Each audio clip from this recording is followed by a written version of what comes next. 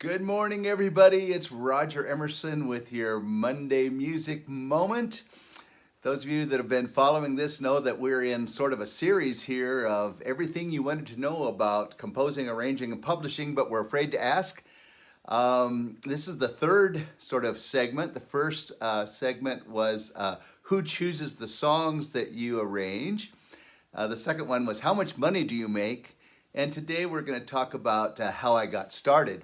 But before we go there, I want to congratulate Marissa Mink of Stewart Middle School for choosing Underdog by Alicia Keys. That will be my next tune to arrange. So congratulations. I'll get you some information. We'll dedicate it to your school and your kids and get you copies when it's all done, which will probably be in the spring because we're sort of holding off on new titles for a while, so till we get back together. Anyway, so how I got started. Well, I came from a musical family. I grew up in Los Angeles, California. My mom was an arranger for live radio in the 30s and 40s. I had two older brothers who were very musical.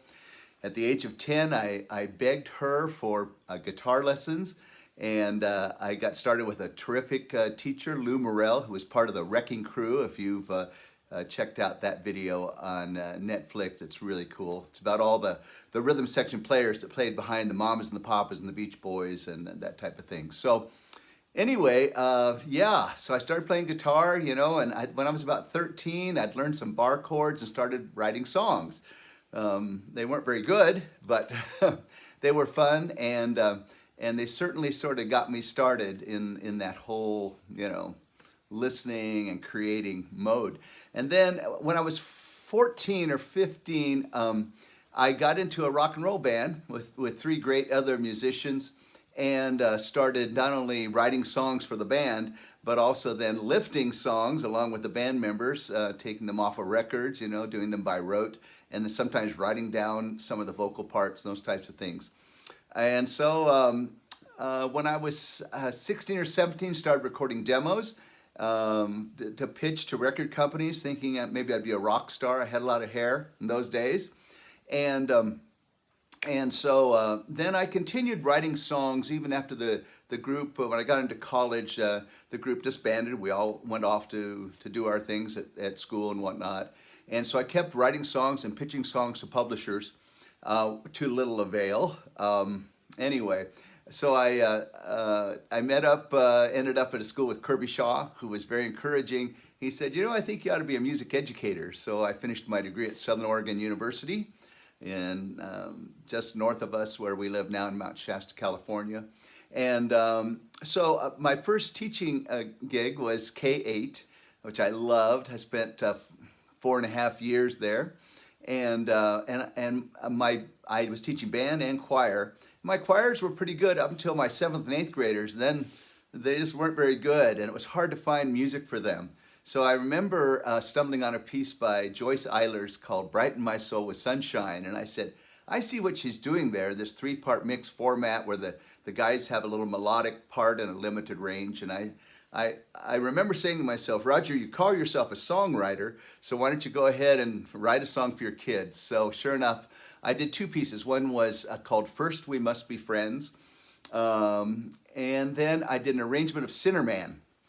Well, of course, my kids liked it and other teachers liked it, so I was fortunate to meet up with Joyce Eilers, and she said, I love these pieces. I'm going to send them to my friend Art Jensen at Hal Leonard. Well, it was weird because about 6 months later, Art Jensen decided to start his own company. So we'll put it that way. And quite frankly, Kirby Shaw, my teacher, had sent pieces into the director of choral publications at the time who rejected these 2 pieces. So, it's part of the business. Anyway, Art Jensen, when he started his own company, remembered me and remembered my pieces and published those first 2 pieces, plus about 15 other arrangements my first year.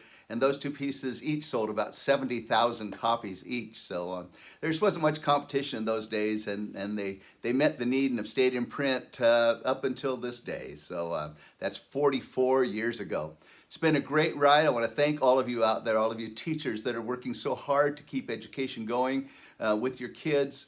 We will sing together again. Won't be long, I'm sure of it.